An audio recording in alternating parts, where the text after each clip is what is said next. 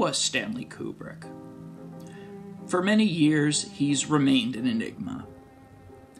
He was a filmmaker unlike anyone else. He never made the same picture twice.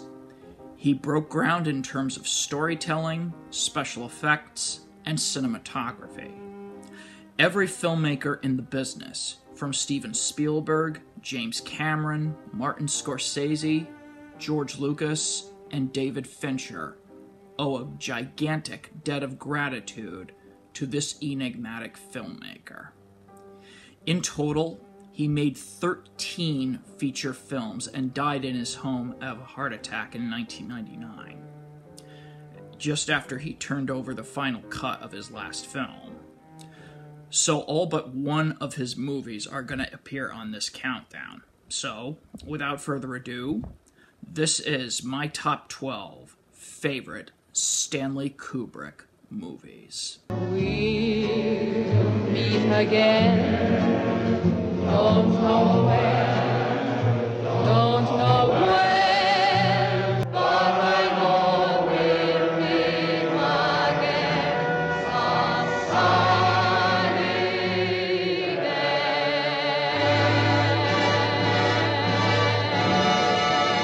Number 12, Killer's Kiss. Released in 1955, Killer's Kiss tells the story of a New York boxer and his relationship with a taxi dancer and her gangster employer.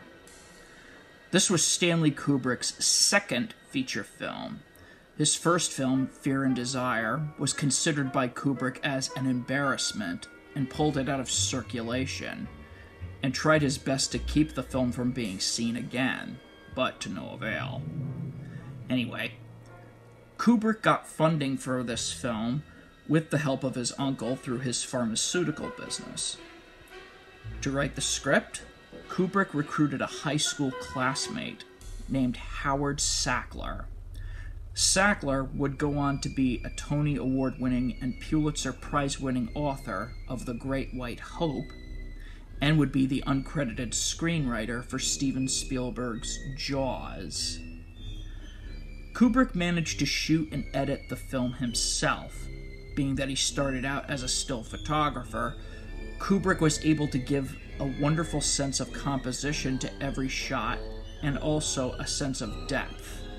Using soft focus and brilliant use of shadows, the images are dreamlike in their presentation. Some of the highlights include a boxing scene that one could see a resemblance to what Martin Scorsese would use to great effect in Raging Bull, a dream sequence of going down the street shot on black and white film and flipped to its negative, and the climax where the hero and the villain fight it out in a room full of mannequins. Killer's Kiss shows the confidence building to Kubrick's ability as a visual storyteller, and a great jumping off point for Kubrick's selective but remarkable career. Number 11, The Killing. Based on the Lionel White novel Clean Break, The Killing is about a botched heist at a racetrack. The Killing was the first in a collaboration with producer James B. Harris, forming Harris Kubrick Pictures. The cast includes some recognizable faces, such as Elijah Cook. I don't suppose there's anything for dinner. Well, of course there is, darling. There are all sorts of things. We have steak and asparagus and potatoes. I don't smell nothing. Well, that figures, because you're too far away from it. Too far away from it? Certainly you don't think I have it all cooked, do you? It's all down in the shopping center. And Sterling Hayden. I want to carry that bag with me on the plane, please. Oh, I'm sorry, sir. It's much too large. I'll have to go check through his baggage. Oh, now, let's be a little reasonable, huh? You can't tell me that the two of us traveling together are not entitled to one piece of luggage between us. Sir, we have no objection to one small bag or even two small bags. Well, we don't have anything else. It's already been checked through. Unlike his last film, Killer's Kiss, Kubrick was unable to be the cinematographer for his third outing as a director due to union rules. So Kubrick hired Lucien Ballard, the celebrated cinematographer who would receive an Academy Award nomination for Hal Bartlett's The Caretakers and would form a working relationship with Sam Peckinpah on such films as The Wild Bunch. His collaboration with Kubrick was a rather tumultuous one. They argued often, and even threatened to fire him over a disagreement with a camera setup. Despite this, Ballard and Kubrick pulled off some visually striking camera moves, such as going through multiple rooms in a continuous dolly shot. Its nonlinear and multiple perspective storytelling approach would soon influence Quentin Tarantino in his first film, Reservoir Dogs. Though not a box office hit on release, The Killing brought him some good critical feedback and is considered as Kubrick's first mature feature.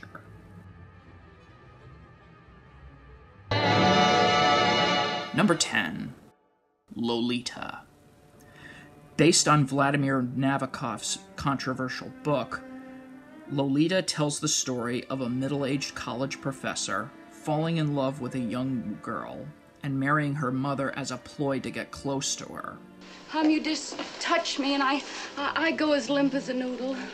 It scares me. Yes, I know the feeling. Despite Nabokov writing the screenplay, the movie was forced by the powers to be at the Production Code Administration and the Catholic National Legion of Decency to change certain details from the book.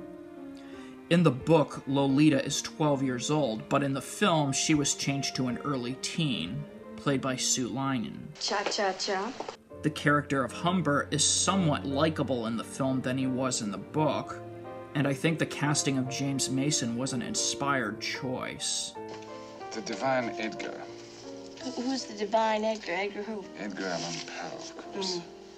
It was night in the lonesome October of my most immemorial year. Notice how he emphasizes this word. But also they expanded on the character of Claire Quilty, played to great perfection by Peter Sellers. Interestingly enough, Sellers based his character voice on Kubrick himself. May I say one other thing to you? It was really on my mind. I've been thinking about it quite a lot. I noticed when you was checking in, you had a lovely, pretty little girl with you. She was really lovely. As a matter of fact, she wasn't so little, come to think of it. She was fairly tall, little. Well, I mean, taller than little, you know what I mean? But she was really lovely. I wish I had a lovely, pretty, tall, lovely little girl like that. I mean... So that's my daughter. Your daughter? Gee, isn't it great to have a lovely, tall, pretty, little, small daughter like that? It's really wonderful. Because he had his hands tied in terms of its content, Kubrick relocated his company to England, away from the pressures of the studio. Even after he finished shooting, Kubrick had to recut Lolita in order to get the film released. Kubrick was quoted to have said that had he known how severe the limitations were, he probably wouldn't have made the film. It's both funny, heartbreaking, and scandalous. Gee. Right in the boxing glove. Number 9. Barry Lyndon. Based on William Makepeace Thackeray's novel, The Luck of Barry Lyndon, it's an 18th century costume drama detailing an Irish upstart rising up the social ladder, only for his cockiness and arrogance to cause him to lose everything he ever loved. Before he decided to do this movie, Stanley Kubrick had developed a dream project about the rise and fall of Napoleon Bonaparte to star Jack Nicholson, but due to the failure of Dino De Laurentiis' production of Waterloo, the project collapsed. So Kubrick, not wanting all his research he did on Napoleon to go to waste, parlayed all his research into this film. So if Kubrick had made Napoleon, this is probably what it would look like. The best way to describe this movie is a living painting. Every frame, every shot is lit and photographed as if it were a painting you'd see in the Metropolitan Museum or the Louvre. Fixating a high-speed f/0.7 lens manufactured for NASA for satellite photography, Kubrick was able to photograph scenes illuminated by candlelight, giving it the appearance of 18th century paintings. With a runtime of 3 hours, Barry Lyndon bombed at the box office. Although it won 4 Oscars for its sets, costumes, camera work, and adapted music score, Kubrick was hurt by its failure. As time went by, it has garnered the reputation of being Kubrick's underrated masterpiece and one of the most beautiful-looking movies ever made. Number 8. Dr. Strangelove, or How I Learned to Stop Worrying and Love the Bomb. Released during the most politically tumultuous time in our nation's history, Dr. Strangelove is a satirical examination of paranoia about nuclear conflict between America and the Soviet Union. Gentlemen, you can't fight in here. This is the war room. Kubrick originally wanted to do a serious film about the nuclear tension between both superpowers. While looking at Peter George's book, Red Alert, Kubrick thought of doing it as a dramatic piece, but spotting the ridiculousness of involuntary nuclear warfare, Kubrick decided to shift gears and make it more of a political satire. What makes Dr. Strangelove work as a comedy is how serious everyone acts in the film. The situation that they're in is incredibly stupid, yet everyone is taking their jobs absolutely seriously. And that by trying to avoid nuclear disaster, they can't get the fact that it's not only unavoidable, but it's inevitable. The main star of this movie is most definitely Peter Sellers, making his second and final appearance in a Kubrick film. Here, he manages to play 3 different roles, as Captain Mandrake. No, I'm perfectly serious, operator. The President, yes, the President of the United States. Oh, I'm sorry, I haven't got enough change. Could you make this a collect call, operator? President Muffley. Now then, Dimitri, you know how we've always talked about the possibility of something going wrong with the bomb. And the titular role of Dr. Strangelove. When they go down into the mine, everyone will still be alive. There will be no shocking memories. And the prevailing motion will be one of nostalgia for those left behind, combined with a spirit of bold curiosity for the adventure ahead. Ha! George C. Scott playing the war-hungry General Turgidson. If the pilot's good, see, I mean, if he's really sharp, he can barrel that baby in so low. I mean, you ought to see it sometime. It's a sight. A big plane like a 52 room. It's jet exhaust frying chickens in the barnyard. Yeah, but has he got a chance? Has he got a chance? Yeah, well, you...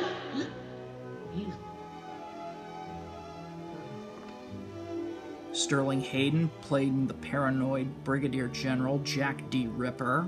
I can no longer sit back and allow communist infiltration, communist indoctrination, communist subversion, and the international communist conspiracy to sap and impurify all of our precious bodily fluids. And Slim Pickens as Major Khan. Shoot, a fella could have a pretty good weekend in Vegas with all that stuff. The first test screening of the film was to be held on the 22nd of November of 1963, but was scrapped when President John F. Kennedy was cut down by an assassin in Dallas. So the film was delayed for a year and opened to an overwhelming success. It has been regarded as the best political satires in motion picture history, and is still as relevant today as it was back in 1964.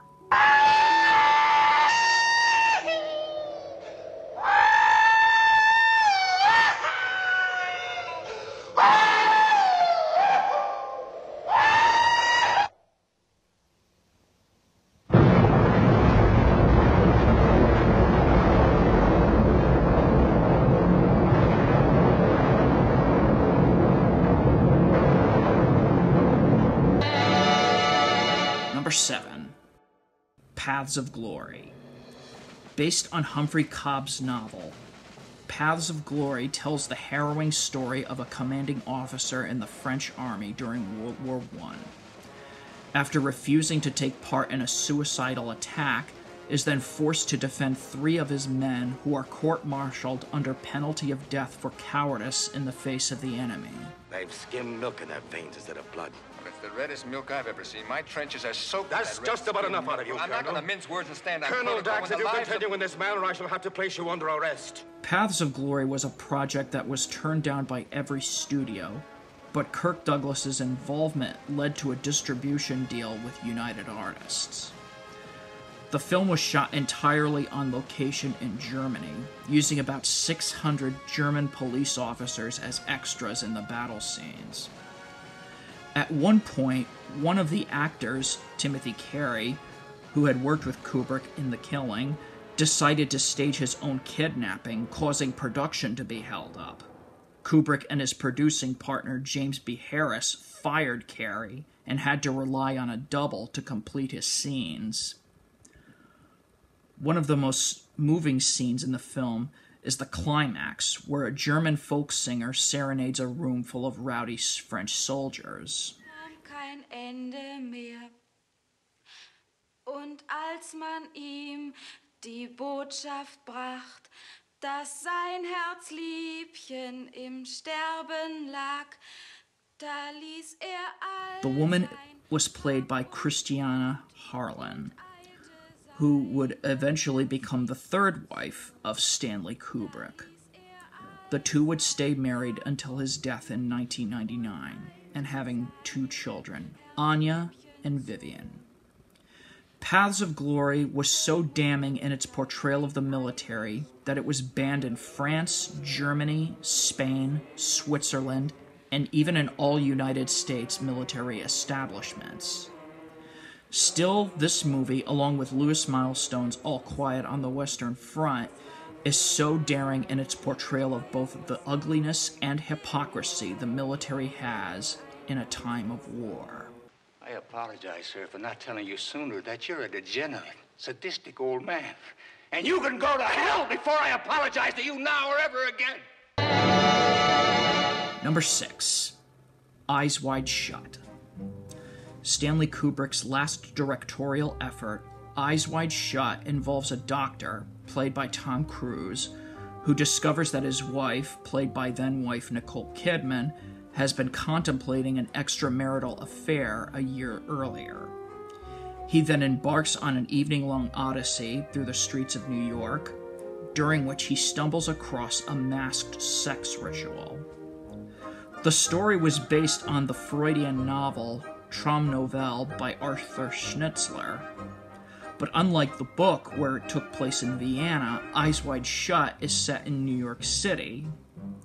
Now, when people first saw this movie, many thought it was just a cryptic and artsy ploy to include a lot of sex and nudity, but I see it as kind of a dream. The book's translated title is actually called Dream Novel, so it's pretty obvious that everything that we see is how one would see it in a dream. In a way, the film can be interpreted as Tom Cruise's exploration of his own subconscious. It raises the question of how far love should go, how deep it should go, and where do we draw the line. Like many of Kubrick's best work, it doesn't spoon-feed the answers for you. It's a film that requires repeated viewings to find details that were overlooked. Now, this project lasted 400 days. Principal photography began in 1996 and lasted until 1998. This was largely due to Kubrick's perfectionism. After a long post-production, Kubrick showed a cut to his cast and studio heads. He was proud of this movie and claimed it to be his best work. But he wouldn't live to see its final theatrical cut, having succumbed to a heart attack on March the 7th of 1999. Number 5. Spartacus. Based on the novel by Howard Fast, Spartacus is the story of a slave-turned-gladiator leading a revolt against the powerful Roman army. Tell them we want nothing from Rome. Nothing. Except our freedom! Spartacus came about as a response from Kirk Douglas losing the title role in William Wyler's Oscar-winning epic Ben-Hur. So Douglas sought to make a movie that would rival Wyler. He would not only star in the film, but serve as the executive producer. To write the script, Douglas hired Dalton Trumbo, a screenwriter who was exiled from the studio system after being labeled an alleged communist by the House Un-American Activities Committee. Douglas hoped to destroy the blacklist by allowing Trumbo screen credit using his real name rather than a pseudonym. When production began, the film was directed by Anthony Mann. Mann shot the first scenes of the picture in Death Valley, but as production rolled along, Douglas and Universal weren't pleased with what was being done, and Mann was fired. Kubrick was then brought on board. Now, Kubrick likes to be the one in control of the production, but on Spartacus, he didn't have that. So most, if not all, the final say went to Kirk Douglas, and both Kubrick and Douglas did not see eye to eye on the characterization of Spartacus. And on top of that, he did not see eye to eye with the screenwriter Dalton Trumbo. Kubrick even contemplated taking Trumbo's name off the credits as screenwriter and putting his own, but that was overruled. In addition to Kirk Douglas, the film features Sir Laurence Olivier as the evil Crassus. Did you truly believe 500 years of Rome could so easily be delivered into the clutches of a mob? Charles Lawton as Roman Senator Gracchus. I'll take a little Republican corruption along with a little Republican freedom, but I won't take the dictatorship of Crassus. And no freedom at all. That's what he's out for, and that's why he'll be back. John Gavin as a young Julius Caesar. Tony Curtis as Crassus's body servant, Antonidas. Gene Simmons as Spartacus's wife, Varinia. For the comical role of Batiatus, Peter Ustinov turned in a performance that would award him with his first of 2 Academy Awards for Best Supporting Actor, making him the only actor to win an Oscar for a movie directed by Stanley Kubrick. In spite of your vices, you are the most generous Roman of our time. Vices? Ladies. Ladies, since when are they a vice? Despite the lack of creative control, Kubrick managed to pull off an epic that is still celebrated today. It was a film that ultimately destroyed the blacklist forever. And that came about when a newly elected president of the United States, John F. Kennedy, crossed a picket line to see the film. Kubrick would disown the film, as he felt that it wasn't truly his movie. It did run into some problems with the production code about the violence and nudity. The footage was thought to be lost, but were restored in 1992. One of the most famous deleted scenes was the infamous snails and oysters scene between Laurence Olivier and Tony Curtis. The footage was found, but the soundtrack was lost, so the dialogue had to be re-recorded. Curtis was able to redub his lines, but Olivier had been long gone, so with cooperation with his widow, Joan Plowright, Academy Award winner Anthony Hopkins came in and filled in for Olivier. Do you eat oysters? When I have them, master. Do you eat snails? No, master. Do you consider the eating of oysters to be moral and the eating of snails to be immoral? No, master. Of course not. It is all a matter of taste, isn't it? Yes, master. And taste is not the same as appetite, and therefore not a question of morals, is it?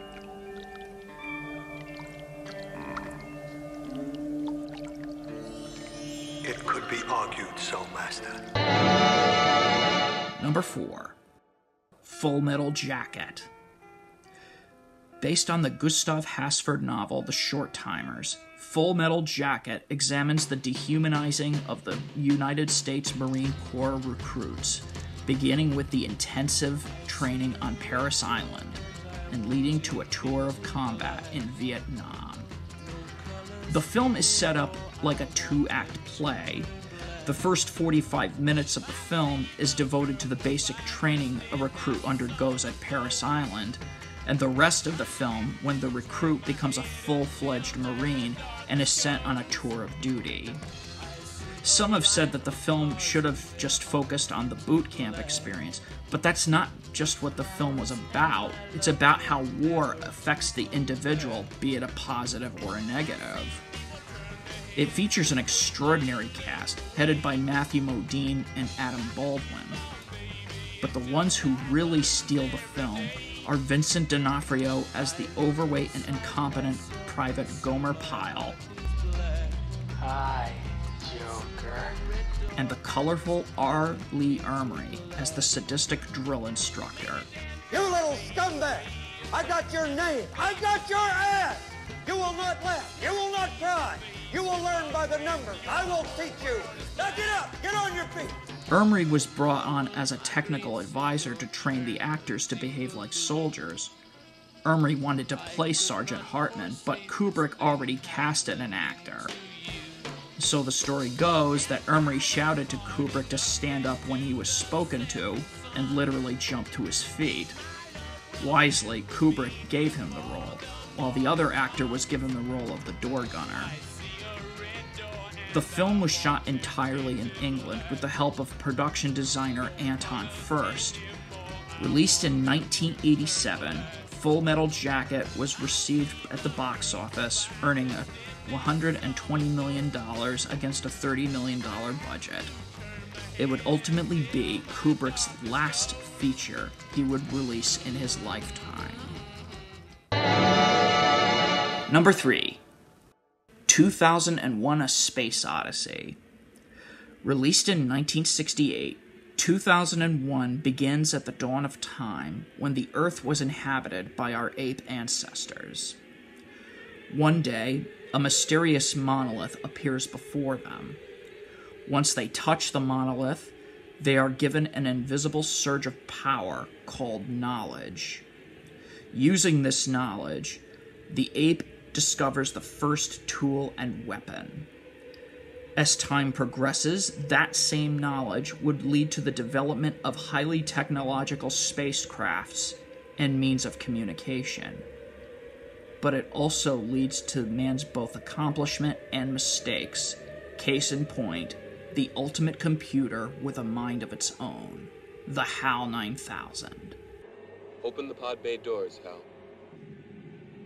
I'm sorry, Dave. I'm afraid I can't do that. This mission is too important for me to allow you to jeopardize it. I don't know what you're talking about, Hal. Dave, this conversation can serve no purpose anymore. Goodbye. It was determined by Stanley Kubrick to make, as he put it, the proverbial good science fiction movie. So he collaborated with science fiction author Sir Arthur C. Clarke to come up with a story. Now, when I first saw this movie, I didn't get it. But after viewing it a second time, it became clear to me that Kubrick wanted the visuals to tell the story, and allow the viewer to come up with their own philosophical and allegorical interpretations of what we've seen. At the time this movie was made, nobody knew what the planets or Earth looked like from space. We didn't put a man on the moon until a year later. When astronauts did land on the moon, it was said that it looked like 2001: A Space Odyssey. So for guesswork, they sure did a bang-up job. 2001: A Space Odyssey became an inspirational film for all future science fiction films to follow. And Stanley Kubrick won his only Oscar, not for directing, but for the special effects. It's a film that is a treat for the eyes.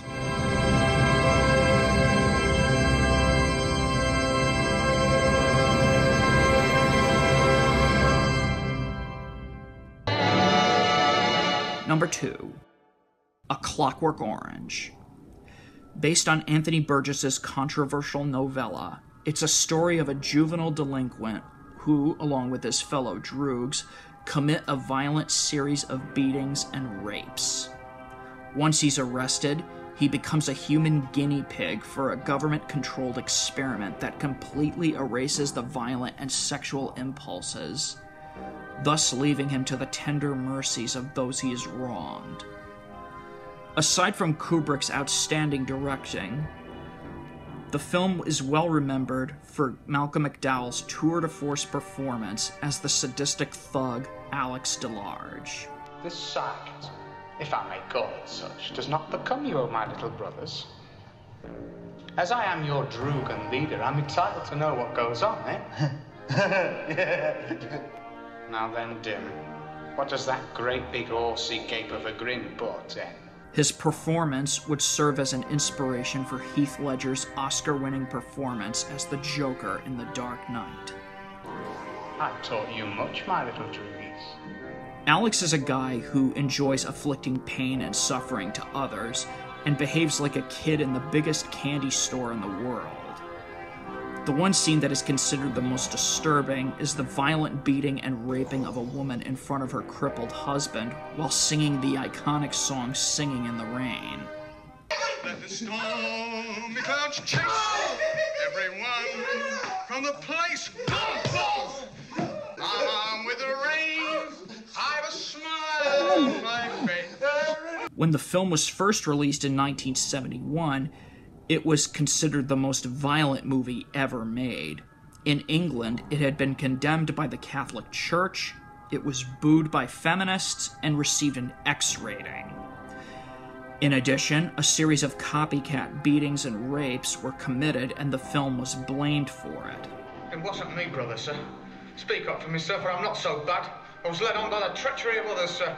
Death threats against him and his family caused Kubrick to withdraw the film from British cinemas and stayed out of circulation until after Kubrick's death. In America, it was a runaway hit and won Oscar nominations for Best Picture and Best Director, losing instead to The French Connection. It's a film that asks the question of what makes one violent. Is it because of one's upbringing, or is it because of the society one lives in? Still, it's a film you should watch at your own risk. I've learned my lesson, sir. I see now what I've never seen before. I'm cured, praise God! And my number one favorite Stanley Kubrick movie is The Shining. Why? Because it's the first Stanley Kubrick movie I ever saw. Based on the Stephen King novel, The Shining tells the story of a family hired to take care of a secluded hotel for the winter. The hotel has had a spooky history where its last caretaker went insane and killed his wife and children, and took his own life.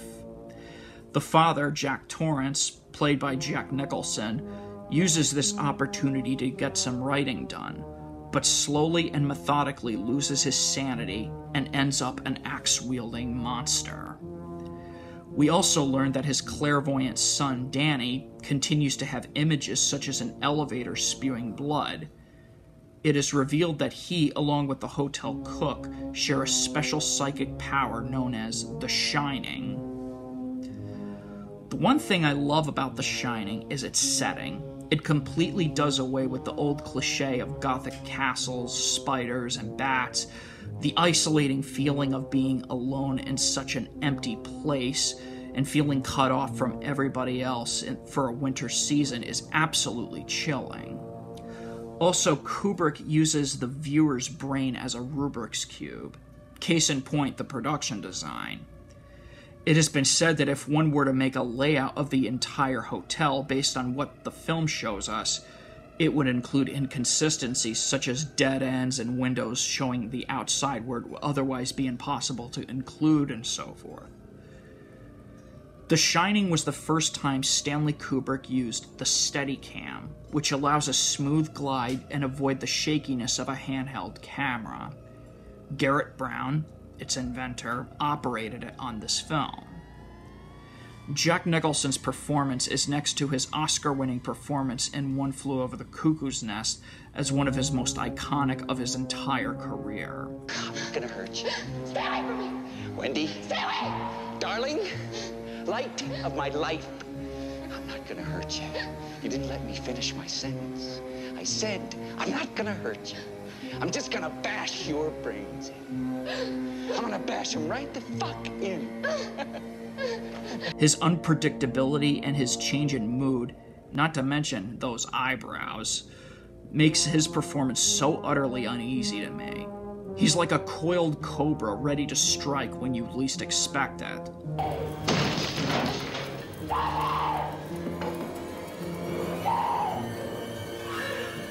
Here's Johnny! The Shining is one of those movies that has been dissected and analyzed by various scholars and conspiracy theorists. So much so that a documentary was made entitled Room 237. Some of them insightful, others just downright stupid. When the film opened, many felt that Kubrick diverted too heavily from Stephen King's book. King himself has been pretty outspoken about his distaste for the film. But still, the film holds a place in my heart for not only scaring the living hell out of me, but for introducing me to this mysterious filmmaker. The Shining, my #1 favorite Stanley Kubrick movie. Go check it out! Go check it out.